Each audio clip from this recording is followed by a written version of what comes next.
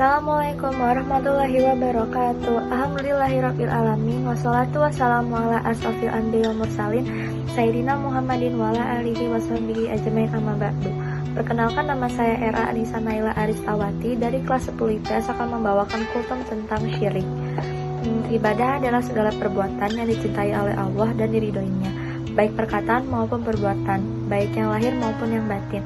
Setiap ibadah yang kita lakukan pada dasarnya harus berdasarkan pada dalil sahih yang diniatkan hanya untuk Allah. Jika tidak, ibadah yang kita lakukan tersebut tidak akan diterima, bahkan terancam masuk ke dalam kesyirikan yang termasuk dosa besar yang paling besar. Kewajiban pertama kita sebagai makhluk ciptaannya adalah mentauhidkan Allah, kemudian memurnikannya ibadah hanya untuk Allah. Allah berfirman, "Dan aku tidak menciptakan jin dan manusia melainkan supaya mereka mengabdi menyembah hanya kepadaku." Quran Surah Az-Zariyah ayat 56. Tauhid berlawan dengan syirik. Syirik diartikan dengan menyamakan sesuatu dengan Allah dalam perkara yang menjadi kekhususan Allah. Kekhususan itu meliputi 3 hal yang utama, yaitu tauhid rububiyah, ketuhanan. Kita mentauhidkan Allah dan meyakini bahwasannya hanya Dia yang Maha menciptakan, mengatur alam, menguasai dan mengaturnya, mengabulkan doa yang lain-lain. Kedua, tauhid uluhiyah, ibadah. Kita mentauhidkan Allah dan meyakini bahwasannya hanya Dia satu-satunya zat yang berhak diibadahi, menjadi tujuan doa, permintaan tolong, permintaan perlindungan, tujuan dalam pelaksanaan kurban, menjadi tujuan harapan, rasa takut dan kecintaannya yang disertai dengan ketundukannya. Yang ketiga, tauhid asma wa sifat, nama dan sifat-sifatnya. Kita mentauhidkan Allah dan meyakininya bahwasanya hanya Dia yang memiliki nama dan sifat yang indah. Allah tidak menyukai dirinya dipersekutukan dengan apapun dan siapapun. Oleh karena itu, syirik termasuk ke dalam dosa besar yang paling besar.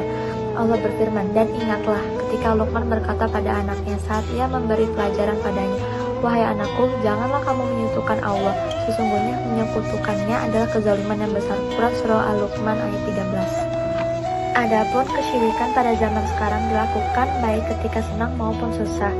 Contohnya, ada beberapa siswa sekolah yang ketika menjelang ujian nasional mendatangi dukun agar diberikan kelancaran saat menjawab soal.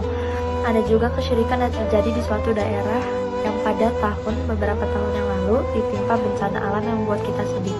Tapi yang membuat kita lebih sedih lagi adalah saat kita mengetahui bahwasannya mayoritas mereka melakukan kesyirikan.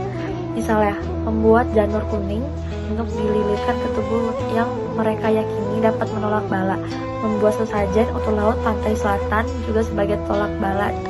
Tidak hanya saat susah, saat senang pun mereka melakukan kesyirikan. Ketika musim panen tiba, banyak di antara mereka yang melakukan kemusyrikan dengan membuat sesajen yang didoakan oleh sesepuh yang dituakan, yang kemudian dibagikan secara berebut atau dijadikan sajen untuk Dewi Kesuburan.